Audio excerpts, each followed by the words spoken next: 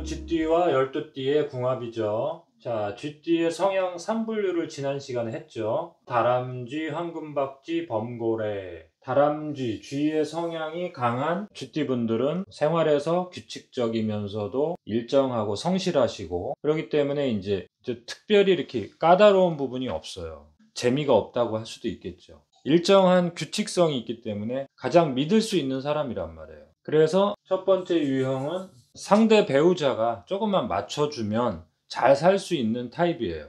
그리고 이제 이 두 번째 황금박쥐라고 우리가 이제 비유를 한 거죠. 이렇게 비유를 한 것은 불규칙적인 생활이나 이동, 어떤 자유직을 가지면서 이동성이 많다든가 생활 리듬에서 불규칙한 생활이 있어서 변화가 좀 많이 생긴단 말이에요. 주말 부부 형태나 이제 기러기 아빠 형태로 사는 분들도 있고요. 그렇지만 황금박쥐도 그런 불규칙적인 생활 가운데에서도 그 쥐띠의 그 특징적인 가족과 가정을 중시 여기는 그 마인드는 그대로 있단 말이에요. 좀 건강을 잘 챙겨주시고, 황금박쥐 성향이라도 매일 집에 들어오는 분들도 있잖아요. 그럴 때는 이제 기본적으로는 문화생활의 마인드가 좀 맞아야 돼요. 어떤 예술적인 감각도 있기 때문에 어떤 대화가 소통이 되는 것을 대단히 중요시 여긴단 말이에요. 그 상대 배우자와 문화의 마인드가 소통이 돼야 된다. 종교 생활까지 같아진다면 더욱 좋겠죠. 그 다음에 이제 여기 범고래 성향은 국가 사회에서 가장 어려운 공부를 하고, 그 다음에 이제 많은 사람들을 이끌거나 많은 사람들을 대표하는, 자, 이런 분들은 이제 사회에서 그만큼 스트레스가 많고 그 업무의 그 압박감, 그 과중한 책임감, 이런 것들을 감당을 해야 되는 분들이기 때문에 그 배우자가 조금 더 힘들 수가 있죠. 스트레스가 많이 쌓여 있단 말이에요. 건강을 잘 챙겨주는 것도 중요하겠고요. 집에서는 좀 편하게 해주는 그러한 내조를 해줄 수 있는 배우자라면은 이제 범고래 성향하고 잘 맞는다고 보셔야 돼요. 자, 그래서 띠궁합도 중요하지만 사실은 성향의 궁합, 기질의 궁합이 대단히 중요하기 때문에 미리 이런 얘기를 한 거예요. 12띠 각각의 관계가 발생한다고 했죠. 밀고 당기고 하면서 12띠 자체의 관계만으로 살펴보면은 여기 표를 제가 만들어 봤어요. 이렇게 이제 형성이 된단 말이에요. 우선은 삼합이 있죠. 삼합은 아주 근원적인 끈끈한 관계가 만들어진다고 했죠. 쥐띠와 쥐띠는 당연히 삼합이고요. 쥐띠와 원숭이띠, 용띠, 신자진 삼합이 되죠. 그 다음에는 방합을 보시면 돼지띠, 쥐띠, 소띠가 방합을 이루죠. 돼지띠, 쥐띠, 소띠는 방합을 이루는 궁합관계에서는 두 사람이 종교나 목표성이 있을 때 가장 긴밀한 관계가 만들어진다고 했죠. 그 다음에는 이제 대부분 조율 관계를 형성하겠죠. 쥐띠와 소띠는 육합이면서 방합을 이루기 때문에 그 긴밀한 관계를 만들 수 있고요. 우선 여기에서는 지금 성향이나 기질은 빼놓고 에너지로만 보는 거예요. 궁합 관계는 여러 가지 측면에서 볼 수 있는데 그 성향으로 본다면 같은 띠에서도 엄청난 차이가 발생을 한다고 했잖아요. 그 다음에 쥐띠하고 말띠는 6살 차이잖아요. 6살 차이는 육충 관계가 만들어지죠. 그 다음에 쥐띠와 양띠는 원진 관계가 만들어지고요. 충이나 원진 이런 관계는 조율 관계로 보셔야 되죠. 그 다음에 쥐띠와 닭띠는 금생수 상생인 것 같은데 여기 이제 귀문이라고 써놨죠. 귀문 관계도 대단히 좋은 관계가 될 수 있지만 조율하지 않으면 상당히 부딪힘이 발생하죠. 이 세세한 내용을 한번 더 자세히 살펴볼게요. 신자진 삼합이죠. 쥐띠, 원숭이띠, 용띠겠죠. 쥐띠를 우리가 바다에 비유했잖아요. 자료와 정보의 세상이고 기억을 하고 규율적인 에너지를 담당한다고 했잖아요. 질서와 규율을 담당하죠. 그래서 원숭이띠가 물의 세상을 열어주면서 물의 세상을 언제 마무리하죠? 용띠가 마무리하죠.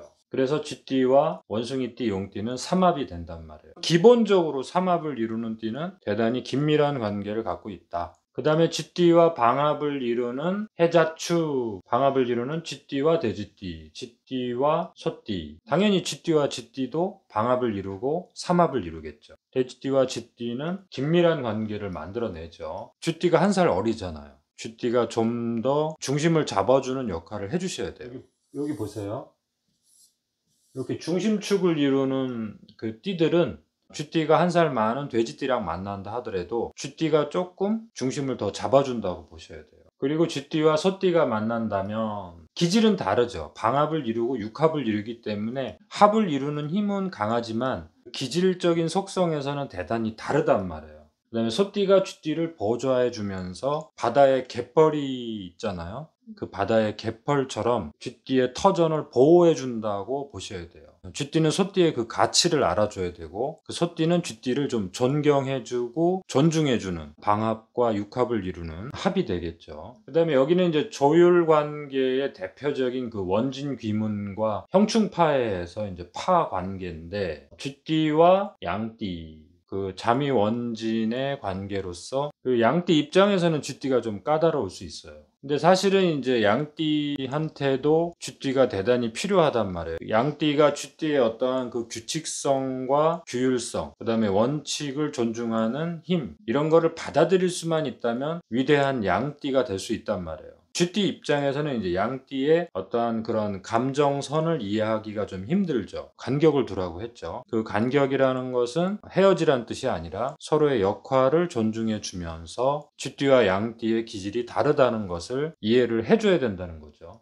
그렇다면 이제 서로 가지고 있지 않은 장점을 두 분이 갖고 있기 때문에 아름다운 관계로 살고 계시는 분들이 많이 있단 말이에요. 그 다음에 이제 그 닭띠와 쥐띠는 금생수 상생관계로만 이루어져 있는지 알았더니 자유기문, 자유파 이런 말들이 많이 나온단 말이에요. 그거는 뭐냐면 아까 얘기했듯이 중심축을 이루는 네 띠가 있잖아요. 쥐띠와 닭띠. 중심축이기 때문에 어느 한쪽으로 쏠림 현상이 발생하면 서로 자존심 싸움이 일어난다는 거예요.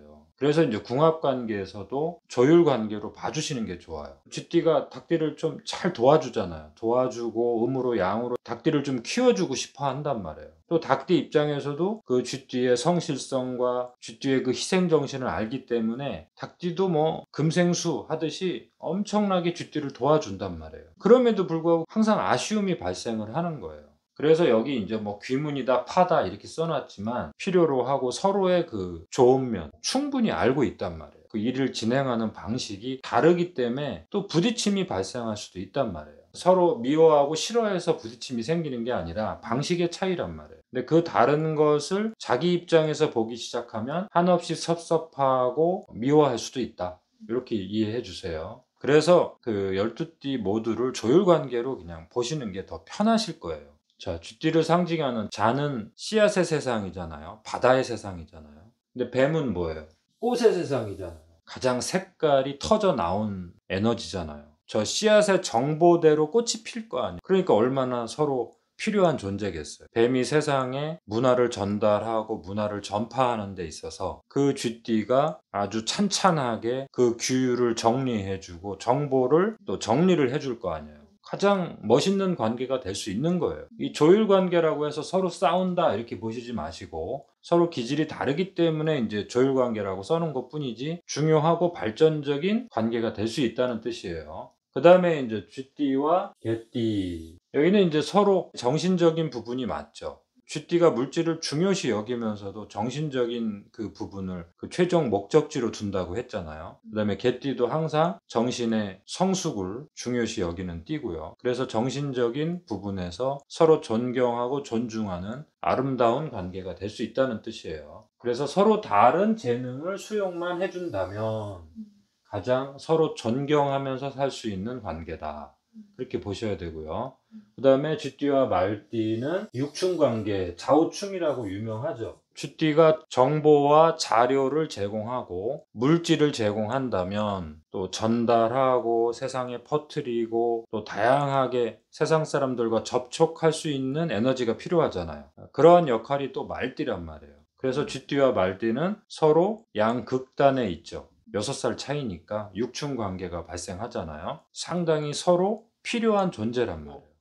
자, 그리고 이제 그 겉으로 보기에 상생 관계로 그 우리가 알려져 있는 수생목이라고 하는 그 관계도 내부에 들어가 보면 조율 관계로 보셔야 된다는 거죠. 쥐띠를 물의 세상이라고 하고 호랑이와 토끼를 나무의 세상이라고 했잖아요. 계절로 비유하면 쥐띠는 겨울의 세상이고 호랑이와 토끼는 봄의 세상이잖아요. 그러니까 겨울의 세상이 봄을 열어주잖아요. 쥐띠가 어머니, 아버지와 같은 터전이고 그 터전 속에서 호랑이띠와 토끼띠를 열어주잖아요. 그러니까 당연히 상생관계잖아요. 그 상생 기능이 분명히 강하기 때문에 상생관계를 보셔도 되는데 그 쥐띠와 호랑이띠가 일을 진행하는 방향이 대단히 다르단 말이에요. 호랑이띠도 물론 성향으로 또 들어가야 되지만 궁합관계에서 조율로 봐주세요. 부딪힘이 발생할 수 있고 자격이 인정이 안 되거나 자존심을 건드릴 때에는 오해하고 갈등으로 들어갈 수 있다는 뜻이죠. 상생관계이지만 조율관계로 봐주세요. 쥐띠하고 토끼띠는 아까 그 4개의 중심축이라고 했죠.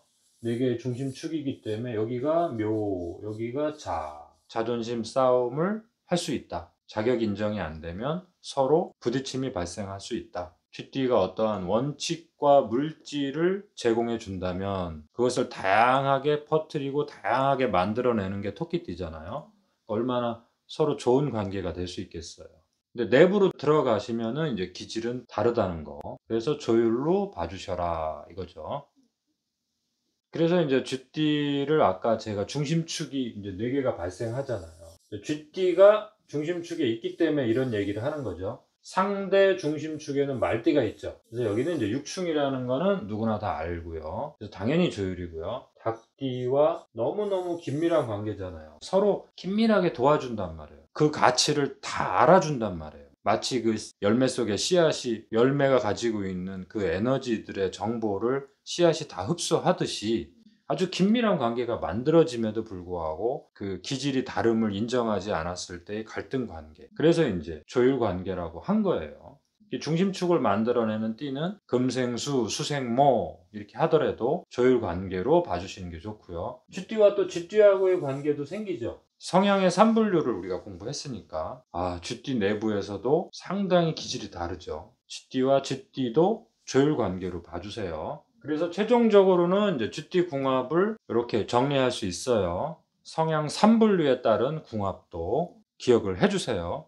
자, 다음 시간에 다른 주제로 만나 뵐게요.